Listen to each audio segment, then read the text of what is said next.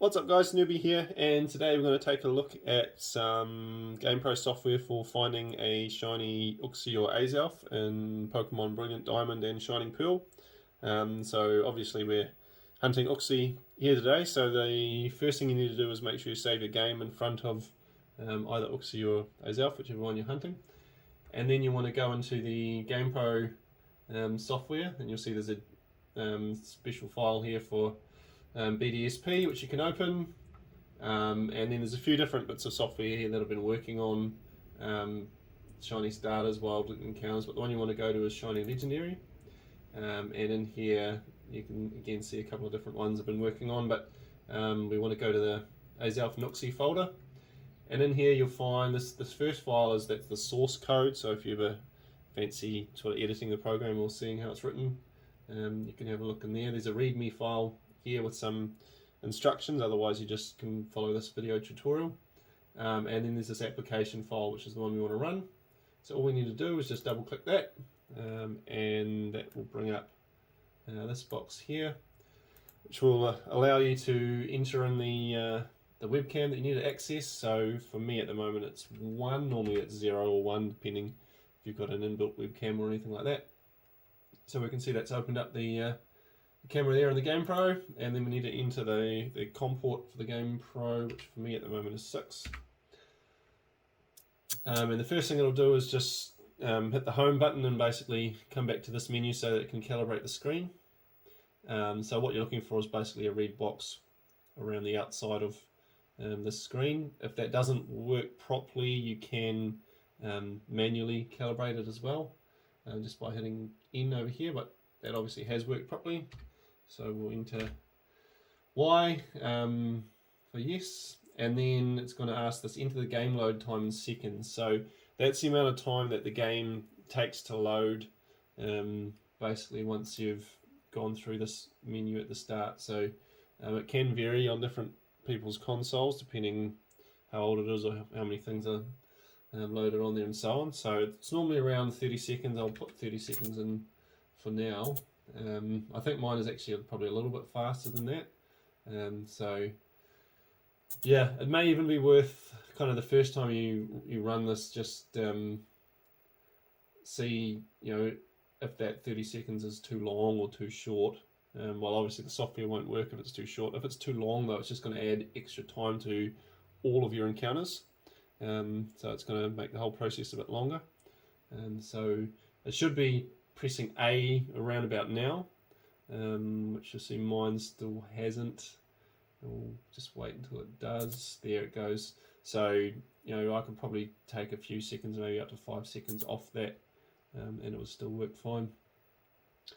But it's just going to basically load up the game, and since we're saved directly in front of the character, that's straight away just going to interact with the character by pressing A. And this one's nice and quick. There's no text or cutscenes or anything like that really. It just goes straight into the encounter. And what the software is looking for, you'll see here, it's looking for that text box, and then it's looking for the next text box. And so what it's done, you'll see here, it's got this animation time. It basically recorded the time between those two text boxes showing up, and what happens is it's between those two text boxes that the shiny animation occurs. So when that shiny animation occurs, this time will go out to about 4 or 5 seconds. This is recorded in milliseconds at the moment. So I think the threshold I've set is 3,000. Anything over 3,000, and it will trigger the shiny detection. So I have actually already tested this program on Azelf. You'll be able to see here. I'll put up some footage. I managed to find a shiny Azelf. And that was about 5 seconds, the animation time when that shiny encounter occurred. So we'll just let this one more run through one more time, so we'll be able to see exactly what it's doing here. And then it's a case of just leaving it. So not shiny, so it looks at that first text box, and then again at the next one, and you'll see a little bit over 2 seconds. So there's a little bit of variability just with the detection, so it can vary by up to a couple of 100 milliseconds. but the shiny encounter is like about 2 seconds different. So yeah, we're just going to leave this running. We'll come back and check on it a little bit later, and hopefully we've had some success. And we are back, and we managed to have some success and found the shiny Uxie. So you can see here that took 2,962 encounters. So it was running for solid for probably about 2.5 days or so. And the interesting thing here, you can see this animation time.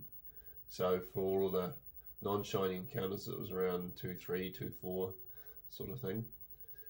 Jumped up to 5,786. So that's the number of milliseconds that timing difference was between the two text boxes. So it actually looks like the shiny encounter takes about sort of 3.5 seconds, the animation for it. So that's basically what's being used to determine the shiny encounter. So that worked perfectly. I didn't have to stop it and reset it or anything. It just ran solid for 2.5 days, and yeah, eventually found the shiny. So it's working pretty well. So my plan is to go on and develop this for either Darkrai or Shaman next, couple of the event Pokemon.